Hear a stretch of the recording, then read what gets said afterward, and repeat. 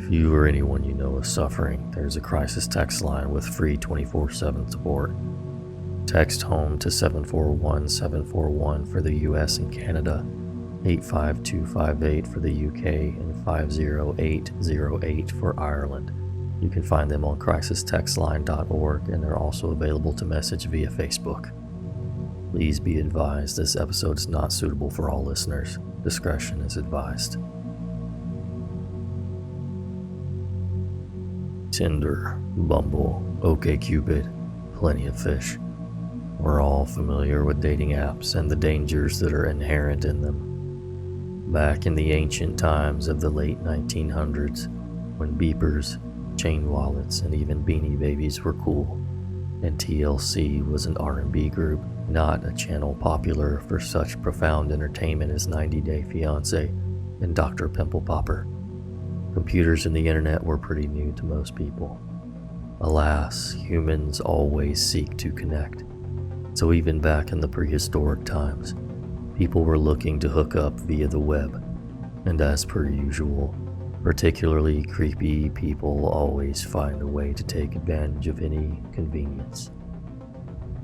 Thanks so much to our contributor, user veggiemaniac, for sharing their story with us tonight.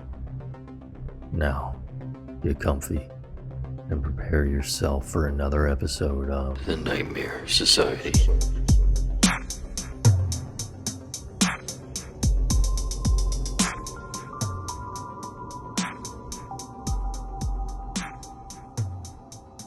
This is a story I've never told anyone, partly because elements of the story are just not appropriate in most social situations. As a result, I've locked this away in my memory, and I rarely think about it. Fair warning, this story does involve some sketchy sexual situations, but does not describe any actual sex acts. And as another disclaimer, I'm completely aware that this story involves me being very stupid and careless. I'm not going to inject these acknowledgments into the story, but rest assured that in hindsight, I'm aware of the foolishness that took place. The year was approximately 1998 to 1999. I was a young gay man in my early 20s, living in a medium-sized city in the Midwestern US. This was sort of an in-between, transitional time for gay people, where in most populous areas we had enough respect to live openly, but there were still plenty of people who did not like us. It was well before the invention of smartphones, and the internet was still in the early stages of mass adoption. There were large communities online, but it was not yet at the point where most Americans were online. Online socialization consisted of chat rooms, hosted by various services like AOL, Yahoo, or IRC servers, and message boards were still in use by large numbers of people. For gay men at that time, it was nothing short of revolutionary. Prior to the internet and the broader cultural changes, gay men had been stuck looking for fun and secretive and or shady places due to the inability to freely express ourselves. In the 90s, it was still somewhat risky, but the internet offered a way to talk freely and relatively anonymously, without the risk of being outed, or worse. For this reason, it really took off in the gay communities, and gay men were a very large part of the user bases for these social platforms. It was suddenly very easy and relatively safe to find dates, friends, or just to have fun, and it quickly became the norm for a lot of gay men. On the other hand, being such a new communication tool for people, we were sometimes blind to the risks. Being an attractive young man in my prime, I made liberal use of online communities to find dates. That is to say, I had plenty of hookups. My city had a decent number of chat rooms and personal message boards, and I had mostly great experiences. I met the typical assortment of good guys, closet cases, and weirdos that you would expect. At some point during this time, I'd had some brief chat on a message board with a guy within my city. I forget his screen name. It's been over 20 years. So let's say Slim Guy 65. The back and forth had happened on a general thread in the gay section, not in private messages, so it was visible to anyone who chose to read that thread. Nothing had come of it, but about a week later, I received an email from an unrecognized address. The email basically said, "Hey, I'm not gay, and I don't agree with the gay lifestyle. I'm here because my friend met this Slim Guy 65 person from this message board, and the guy really hurt him. I don't want this to happen to anyone else. My friend tried to tell the police, but they wouldn't do anything. I see you were talking to Slim Guy 65, so just be careful and stay away from him." Okay, that's strange. What does this person mean by really hurt him? Was his heart broken? Did he get beaten up or verbally abused or what? I responded to the email asking for clarification on what exactly happened. I never received a response. I was slightly weirded out about it, but on the other hand, it's an anonymous email from someone who doesn't respond and is vague about their warning. This could be anything. It could be some disgruntled ex trying to mess with the guy. It could be a real warning about someone gay bashing. It could be someone trolling who doesn't have anything to do with anyone. I kept it in the back of my mind, but pretty much shrugged it off. Several weeks later, I had a weekday off and decided to take to the internet to fish for some guys, as was my custom. Lo and behold, I had an email response to a personal ad. It was Slim Guy 65. He was offering to meet me at his place to hang out and just have a good time. I won't go into details, and as I recall, there weren't really many details discussed other than the small talk and intros we had done previously. Nothing about this guy was really sounding interesting to me, but I had no other offers on this day, so why not? I'll go and see what this dude is about. As I typed my reply, I suddenly remembered the strange email I'd received warning about this person. I went back and reread it. Still vague. Still presenting more questions and no answers. Should I take this anonymous warning at face value and just ignore Slim Guy 65? I decided to go check him out anyway. His address was on a rather busy street in the middle of a dense residential area, not some shack in the woods, and I can handle myself. If he's weird, I can just get the hell out of there. Before long, I arrived at the house at the agreed time. It was a duplex-style house, with one apartment on the ground floor and one on the second floor, part of a row of several identical duplexes. It was the middle of the afternoon. There was plenty of traffic on the street and the occasional person out on their porch or in their backyard. I pulled up the driveway to the parking area behind the house, got out, and knocked on the door. The guy that answered was a pretty normal, kind of mousy-looking man, probably in his 40s, slight, slim build, soft-spoken, looked like any guy working in an office cubicle somewhere. Not really my type, but honestly my curiosity was piqued and I had nothing better to do. So I stepped inside to take a look around and gauge the situation, with the warning email fresh in my mind. I stepped in through the back door into the kitchen. It was very clean and there was nothing out on the counters. No table or chairs or anything. That is to say, it didn't look like someone was living there. It had been kept up and cleaned, but looked empty. Looking out into the apartment, I could see that it was not set up as a living space. A large window with sliding glass was between the kitchen and the living room, and I could see what looked like a large table out in the living room area. Slim Guy 65 said something like, "This isn't where I live. A friend of mine used to run a doctor's office here. I maintain the building for him. It's private though. We have the place to ourselves. Weird, but okay. He shut the back door and locked it with a keyed deadbolt. The kind that you need a key to open, even from the inside, and put his keys back in his pocket, saying, So, what do you want to do? At this point, my danger sense spiked. This is not a normal home, and why is he locking the door like that? It's not necessarily suspect. A lot of people have that sort of lock on their door, and the door has a window, so it even makes sense. Still, something is not right here. I can tell. And now I'm locked in. I asked him why he was locking the door like that, which immediately flustered him. He was looking rather nervous, and his voice was a little wavery and halting. Not quite stuttering, but almost.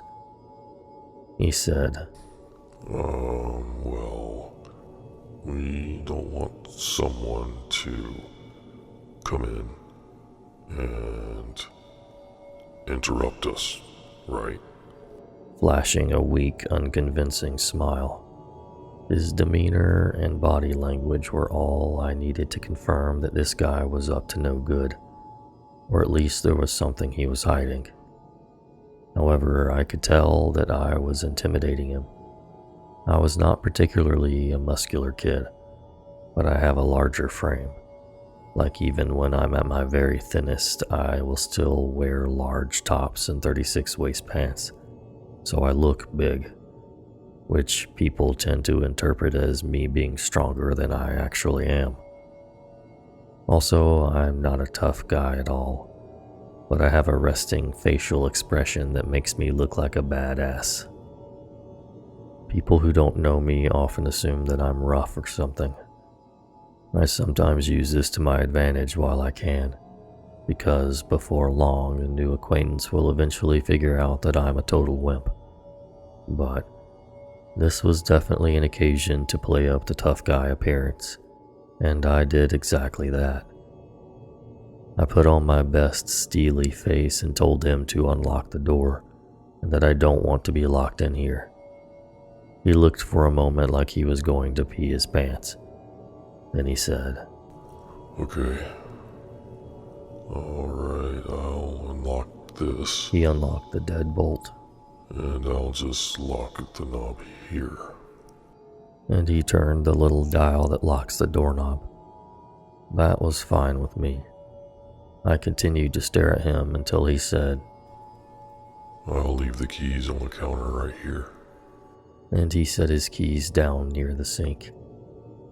I was relatively satisfied with that answer. At this point, though, my adrenaline was flowing. I was almost in full fight or flight mode, but I was kind of stuck in place.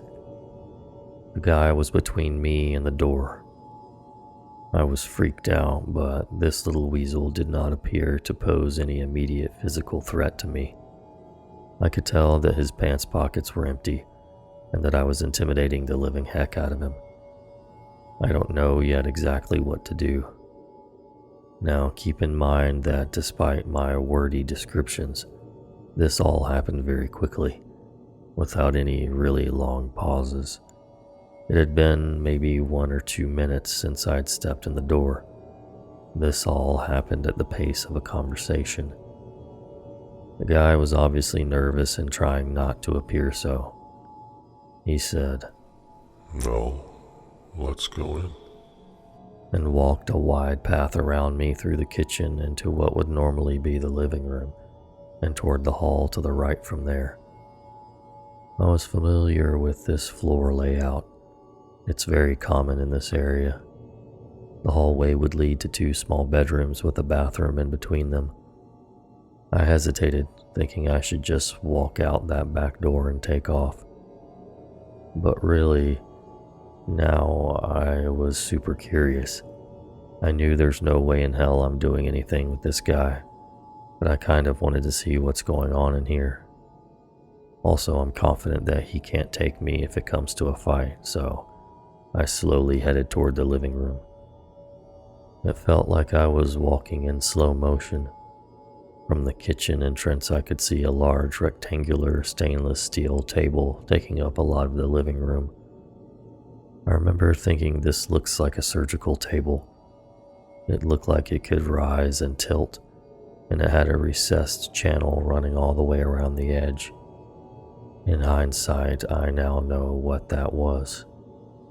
It was 100% a mortician's table. This guy had a mortician's table in there. But at that time, I thought it looked like a medical table of some sort. There was some other office-type cabinets and stuff around, I think, but now all I really remember is the table in that room. The large front window looking out onto the street was covered by vertical blinds that were closed. Slim Guy 65 said something like, "This used to be a doctor's office. Like I said, come on back here." The hallway revealed the room setup that I had expected. The first bedroom door was closed. The second door was open to a small, very clean bathroom. At the end of the hall was the other bedroom, which looked like, if the doctor's office story was true, had at one time been converted into an exam room. He said, "We can go in that room if you want. Go ahead and take a look." And he stayed by the other closed bedroom door. The back bedroom door was open, and I could see that the walls were covered in a honey-colored wood paneling, the type of thing you might see in a den or office that hasn't been updated since the early 1970s. I slowly took a few steps down to that door, trying to be very aware of what Mr. Creepy was doing behind me. He didn't move. When I got up to that room, the first thing I noticed was the door had a key to deadbolt lock, just like the back door. This room locked from the outside. I wondered if there was a lever on the inside, but I pretty much knew the answer to that question without needing to check. I also saw a chair, a non-swiveling plastic desk chair with thin metal legs, sitting near the center of the room. The room had old, dark carpet and those wood-paneled walls. I noticed that the walls were completely paneled with no windows, and I know that room had at least one window, probably two. So whoever did that paneling went over the windows. There was also a phone in there plugged in and sitting on the floor. It was an old office phone, probably from around the 80s or early 90s. Dingy beige plastic with several buttons to manage different phone lines. Just sitting on the carpet near the wall, with the chair at a slight distance facing the phone. There was nothing else in that room. I was standing at the threshold of that room with one foot slightly in, absolutely not going past that door. I looked back at the dude. He was still standing by the other door, just nervously smiling at me, trying really hard to look casual, but obviously very nervous, or something. He said something like, "Well, what do you want to do?" Instead of answering, I felt around the backside of the deadbolt lock. Sure enough, nothing there but the smooth wood of the door. It also dawned on me that I did not see a light switch anywhere for the ceiling lamp. Where was the switch? Who knows? It should have been just inside the door, of course, but that original switch was covered up by the paneling. He mumbled something about not having the key to that lock, so don't worry about it. I turned back to face the guy and just said, "What is it that you want to do here?" My skin had gone ice cold as I realized that I was way too far into this apartment. I was running through my options in my head. What is this guy going to do? He doesn't appear to have any weapon or anything in reach, but who the heck knows what goes on in this place? What are you trying to do? I said. He was almost totally derailed by that. He stammered out, Some hot man-to-man fun. with the weakest smile I've ever seen, looking like he was just a hair's breadth away from panicking. That sounds comical, but really that sentence was probably the most chilling part of the entire experience for me. It was the way that he said it, like he had to come up with something on the fly, something that would sound plausible, and he failed. Who says that in real life? Hey, do you want to have some hot man-on-man fun? Nobody. It's something you'd see on an advertisement for a cheesy porn site or something. That was it. I said, nope, I want to go. I'm leaving. Okay. I quickly walked past him as he flattened himself against the wall to avoid me. Out through the living room dissection area and through the kitchen to the back door, which was thankfully still not deadbolted. The keys were still on the counter. I let myself out the door and didn't bother closing that as I saw him slowly coming to the door behind me. I deliberately walked, not ran, to my car. Looking back at the building, I could see that indeed there was a window facing the backyard area from that paneled room, but of course it was covered up from the inside. Dude was shutting and locking the back door, and I left, heart pounding, skin icy cold, thinking, holy crap, what was that? So, was this guy some kind of killer? Or was he just an awkward, closeted gay guy with access to a sterile-looking apartment with an autopsy mortuary table and a windowless room that locks from the outside, with a chair and a phone and no light switch? It's clear to me that the poor soul who walks into that room gets locked in. He probably shuts off the light from somewhere and calls the phone. Other than that, it's anyone's guess what happens. I assumed a friend of the judgmental person who emailed me must have been some kid that got locked in there for whatever game ensues. Driving home, at first I thought, of course, I have to call the police and tell them what's in that place. But thinking it through, I realized I didn't have any crime to tell them about. I went to meet a man for casual sex, and what? He has a room with a chair in it. He has, as I thought at the time, an exam table. The police aren't going to do anything with that story. The guy didn't touch me or do anything to me, and I left.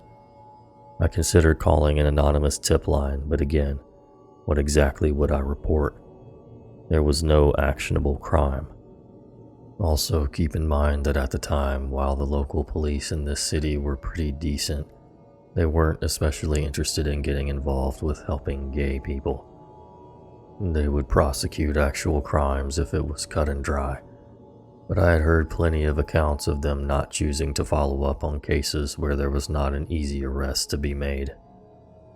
I decided not to report anything because nothing would come of it except drawing unwanted attention to myself. Even in retrospect, I think that was probably the most rational choice to make. If this happened today in 2020, the law enforcement would probably be a lot more interested in it.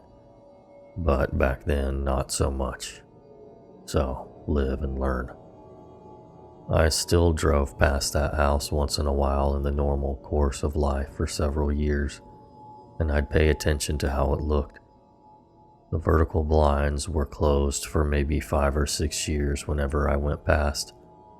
Then eventually the blinds were down and there were decorative curtains in the window, so I assumed the place was eventually sold to someone who actually lived in it. Around 2002, maybe 2003, there was a murder of a young man on the news. He'd been found in the next state, which borders on my city, so it's not very far away. I recognized the guy from the gay community, but didn't know him personally.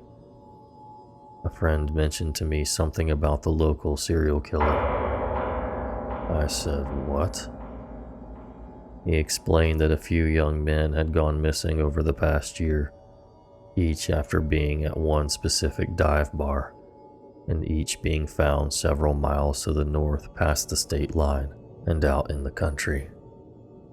The case on the news matched up with that MO. My friend told me the young guy had been at that bar and left with someone the night he disappeared. The news didn't report or mention anything about a gay bar or similar recent cases, of course. I had to wonder if my acquaintance from the internet had anything to do with it. The location of the murders apparently was nowhere near that duplex, at least according to the story I was told. I never heard of a resolution to the murder on the news, or any official mention of a suspected serial killer, other than some gossip. So, that happened.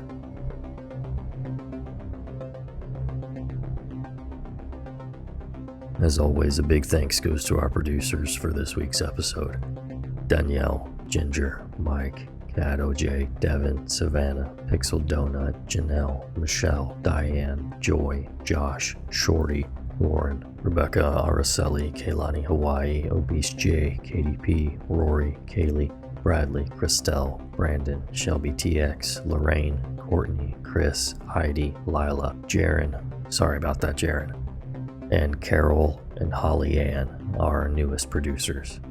Also, I'd like to say welcome to the Dean of Mean and Tim.